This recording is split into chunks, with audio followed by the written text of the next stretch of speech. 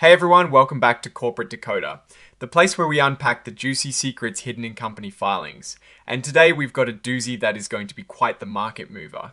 Get ready because Anteris Technologies Global Corp is dropping some news that could shake things up. We're diving into a Form 8K, which means big immediate news. And trust me, this isn't your average dry report. They're talking about a pretty significant fundraising effort, and we're here to decode exactly what that means for you, for the company, and for the market. Before we dig into the details, if you're enjoying these straightforward corporate dives, make sure you're subscribed. And for more real-time insights and to chat with us live, join our Discord community, linked in the description below. So, what is the big deal? Anteris Technologies Global Corp is announcing they've entered into subscription and confirmation agreements.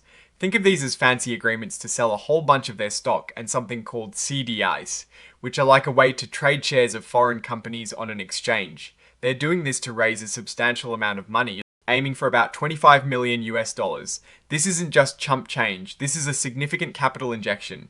They're selling nearly 2.3 million shares of their common stock and over 2.7 million of these CDIs. The deal is structured as two parts. First, the common stock offering. This is where they're selling actual shares of Anteris' common stock.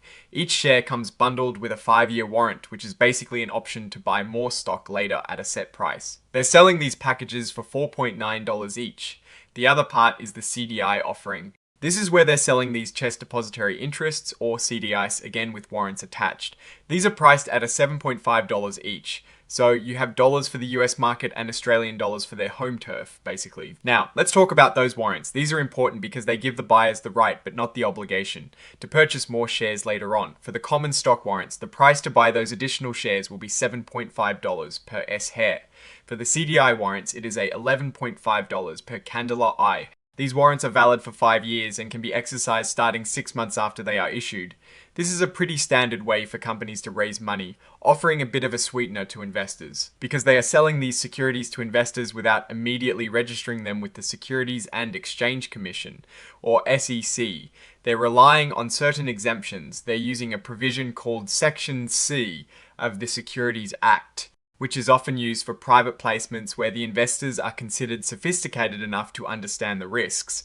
For the US part, they're using Rule Woody Nil of Regulation D, and for the Australian part, they're using Regulation S. This means they'll have to file a registration statement later to cover the resale of these shares and the shares that can be bought with the warrants, so that everyone who buys them can eventually trade them freely on the market. This is a crucial step to ensure their investors can liquidate their holdings. Beyond the fundraising, this report also points to other disclosures. They've attached an exhibit labeled Exhibit 99.1, which is a corporate presentation.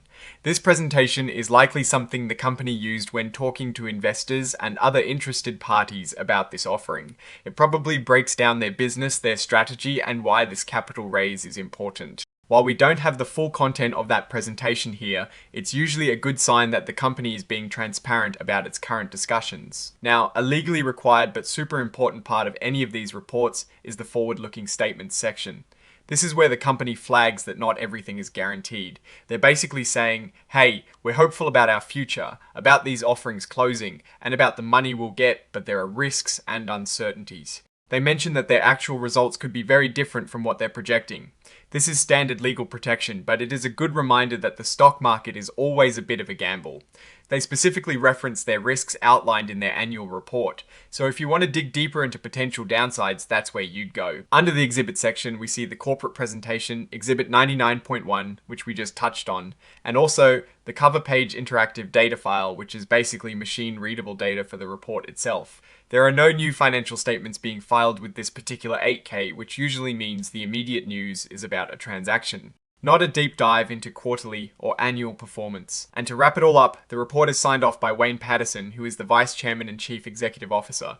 This gives us assurance that the company's top leadership is aware of and authorizing this filing. The date of the report is the 24th of October 2025, which aligns with the news they are reporting.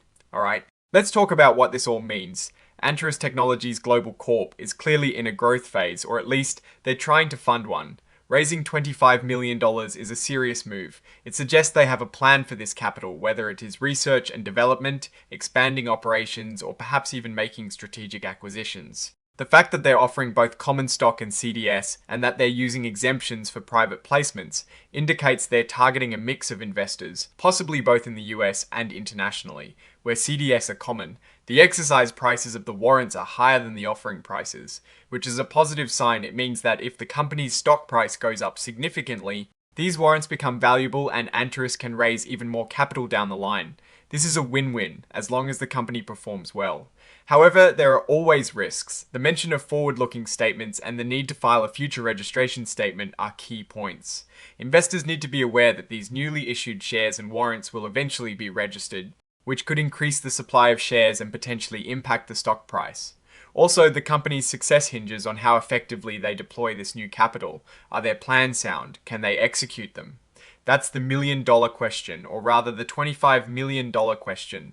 In my opinion, this filing signals aggressive ambition from Anteris Technologies. They are not sitting still. They are actively seeking to fuel their growth. The strategy of using warrants and offering different types of securities shows a sophisticated approach to capital raising. The main risk here is execution and market reception. If they can leverage this $25 million effectively, they could see significant upside.